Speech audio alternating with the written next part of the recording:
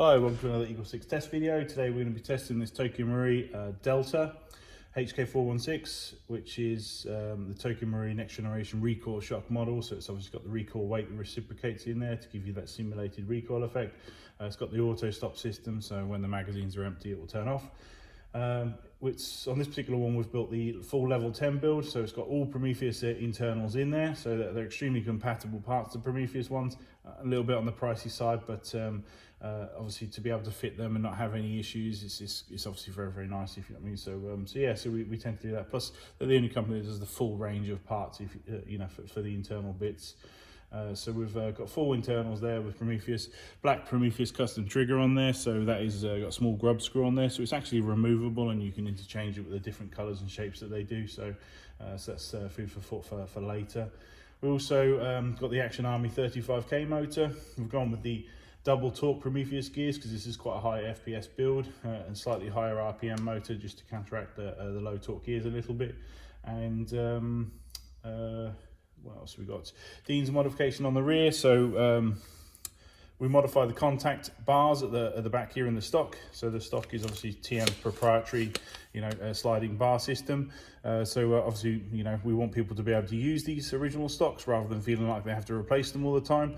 So we've slightly widened the round holes, effectively turned them into square holes. So using a 20mm hand file, it takes a bit of time. And that kind of means now that the 2600 Vapex Tech batteries will slide in there nicely and go all the way down to the bottom here, which gives you a nice bit of room at the top here for things. So yeah, it takes a little bit of work, but you can then squeeze, like I said, a 2600 battery in there, which is a rather large power plant, to be running on a stock, TM stock. We get a lot of people ordering the batteries saying that they're not fitting on their particular gun. Well, that's why, because it does require a modification, if you know what I mean, at the stock level to get them to fit. But like I say, you can buy a hand file in B&Q, so and it's they're not especially expensive, and it just takes a little bit of time on a desk, so not too bad. What else have we done? Gate Titan Advanced in here, so obviously for the fast trigger response, and R-hop, which we've tested at range to make sure that it's not under-hopping, over-hopping craziness. And that's pretty much it, really. So what we'll do is we'll get some tests done on it now. FPS is coming in at on 0.2s, it's 435 with a max of sort of 440 here recommended by the customer. So 355 on 3.2s and 299 on 4.3s. Obviously over in the UK we would use at these kinds of FPS levels, it would be sniper levels, so we'd be using sniper ammos. Obviously if it's going to a country where full auto and those kinds of FPSs are used, then I don't know how customers really overcome that with regards to cost, and you're going to buy 50 pots of 1,000 sniper ammo, because that's going to be an expensive day out.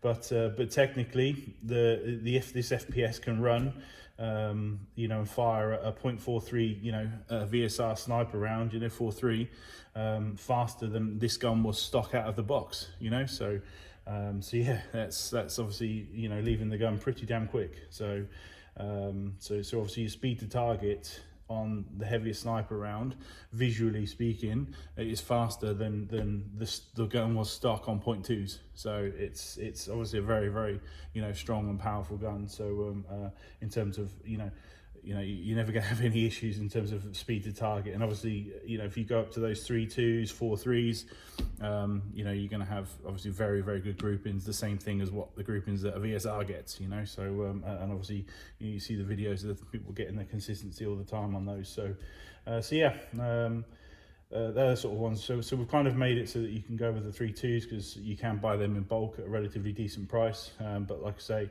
if you want more out of it, then start jumping up your ammos, to your sort of 3.6s, your 4.3s, and see what you get, see what happens. So especially if you can get it in a decent amount, a decent price. Obviously, I'm not sacrificing the quality. So, but yeah. So you should be, like I say, fine on those 3.2s, but if you can go higher, at the very least give it a go, just to see what the results are, see if you think they're better.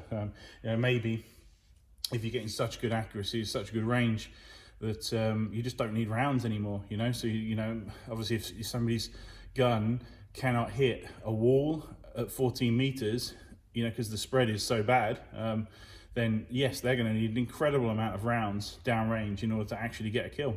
I mean, if you can point at say 70 meters and consistently hit, you know, chest size target with one shot with very little speed to target deficit, you know, doesn't that mean you need less rounds, if you know what I mean, downrange? So yeah, it's interesting food for thought, and certainly something you should have fun playing about with, you know. So maybe testing and getting some results like that. So obviously for us, yeah, this would be DMR build, so it would be locked to single shot if it's in the UK. So but yeah, well, enough of me talking. I'm going to get some rounds downrange so you can sort of see it in action.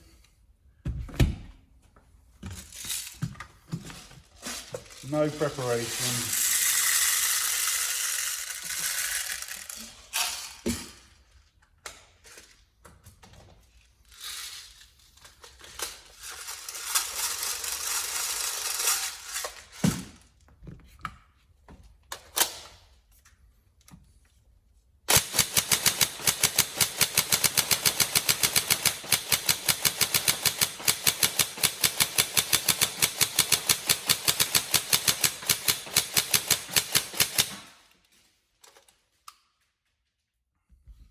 As you can see, it's incredibly fast trigger response, which is really good. Bearing in mind, obviously, I'm sitting here at on nearly 435 FPS, so decent whack up there.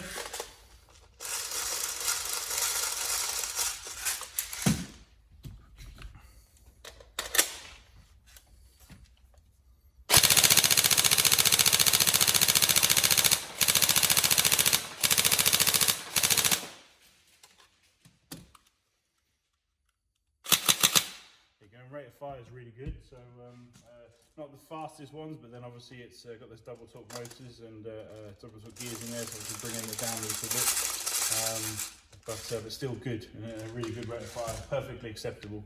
So just not in the realms of crazy, but then obviously when you get into the realms of crazy, that's on the edge of too much, you know. So yeah, so I think it's really good.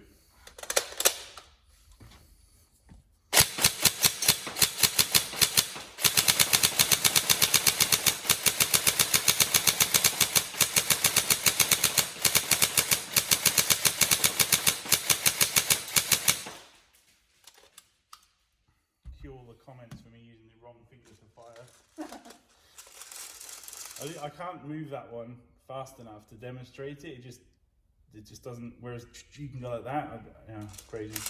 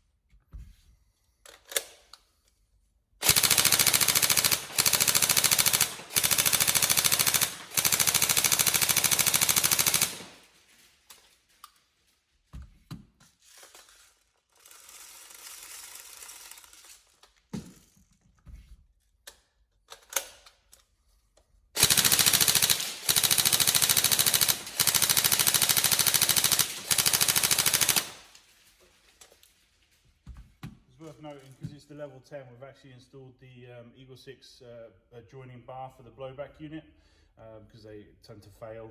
We've also got the upgraded recoil spring in here, so it's a slightly faster return time on the recoil weight, which in turn customers, you know, they report back, if you don't mean, sort of their opinion, and they have this sort of opinion that it's a greater felt recoil effect, because obviously the felt recoil effect is different between customers. So you're going to get somebody that's going to obviously hold the gun and grip it so tight that they're like, no, when I was in the army it was bruising my arm. No, and then obviously there's different people that would be like, wow, this is just amazing. So it really depends, same gun, you know, different people, different felt effect.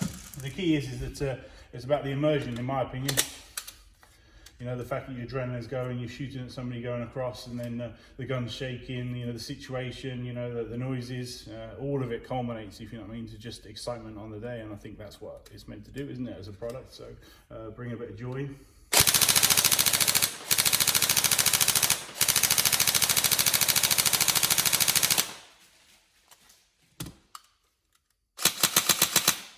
There you go, lovely gun. I wouldn't be able to use it over here, but it's definitely going to be a fantastic fantastic bit of kit for you, and I hope you enjoy it. I hope you enjoyed the video.